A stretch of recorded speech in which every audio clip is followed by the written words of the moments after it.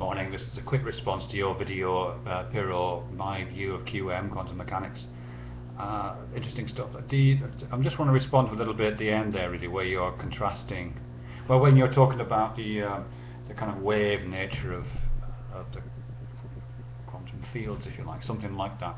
Because it ties with something I've been reading about, or rereading about recently, to do with Eastern and Western views of matter and energy, and the kind of paradigms that we in the West use, as opposed to, supposedly, at least according to some of the reading that I've been doing, according to the paradigms which dominate thinking in the East, in China particularly, and that's where I'm looking at right now.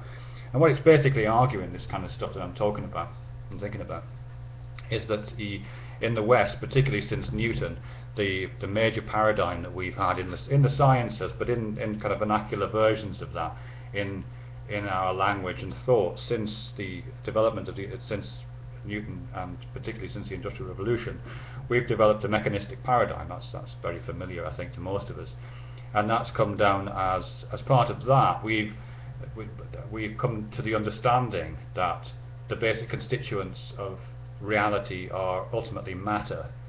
And in the previous videos I talked about small hard things, and that's one of the paradigms which seems to inform a lot of our thinking and understanding, and indeed language, which isn't to say that any of us, if actually questioned, do we believe the universe is made of small hard things. We might not say that, but a lot of the way we speak and the way we think and the things that we kind of intuitively recognize seems to be informed by that kind of an understanding. In other words, we have a kind of material paradigm ultimately grounded in quite old-fashioned understandings of atomic theory, you know, the very earliest understandings of atomic theory, that the universe is made of small, indivisible, hard objects whizzing around in space, even though we know that's not quite true. But what's being argued in some of the stuff that I've been looking at is that the non-Western, particularly the Chinese paradigm, there wasn't an equivalent to Newton in China. They didn't have that scientific revolution in the 16th, 17th centuries, nor did they have an industrial revolution which followed it. So their paradigm hasn't been informed by that particular piece of recent history, although I suppose it is now. And so their understanding hasn't been reinforced by all of the kind of particular understandings of what matter is, what material is, what mechanism is, and the idea that the universe is made of gears that interlock together, a clockwork universe that I think you kind of refer to. That hasn't featured as part of their understanding, and their culture hasn't built that into the fabric of its expressions and its communications and the way it speaks to itself. Instead, they've got much more energy paradigm, and of course we know intellectually since Einstein that matter and energy are interchangeable, and that everything I'm made of is can be interchangeably considered matter and energy. But as I say, because we operate in a materialist, matter-driven paradigm in the West, we kind of know about energy, but we don't think with it really.